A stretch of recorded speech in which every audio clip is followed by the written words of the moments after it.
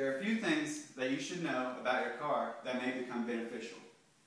One of those things is knowing how to change a flat tire. First things first, you'll need to know where the spare tire and the jack is located.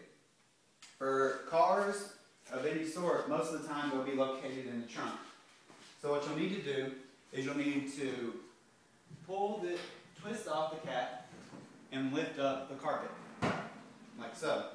Once you lift the carpet up, you'll notice that the spare tire and the jack is located under there.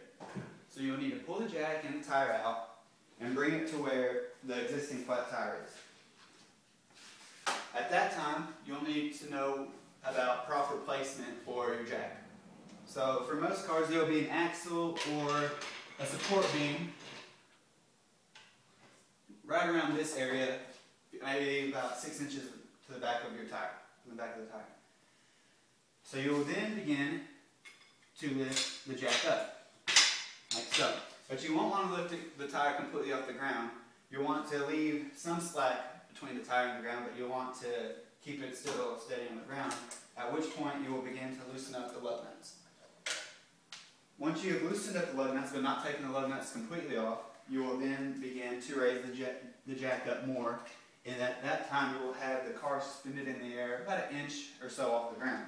At that time, you will then take your wrench and you will begin to loosen and take off the lug nuts completely. Once that is done, you're ready then to take off the tire, and at that time you'll pull up and kind of angle the tire so that it doesn't get caught on the bolts, the threads of the bolts. You'll move the flat tire out of the way and bring over the spare tire. You'll put the spare tire on and you will kind of release pressure out of the jack to where the tire isn't completely on the ground, and to release pressure, all you'll do is twist and put that on there to where that it's not completely on the ground, but it's not still suspended. And at that time, you will tighten the lug nuts just a little bit, but not all the way. In doing that, you're preventing the tire from spinning around and around if it's still suspended in the air. Once they're semi on, you'll release this, and you'll tighten the lug nuts all the way. At that point, you're ready to pull the jack out, and that's all there is to changing the tire. So you will then need to put the jack and the tire back into the trunk of your car, at which point you should be ready to go.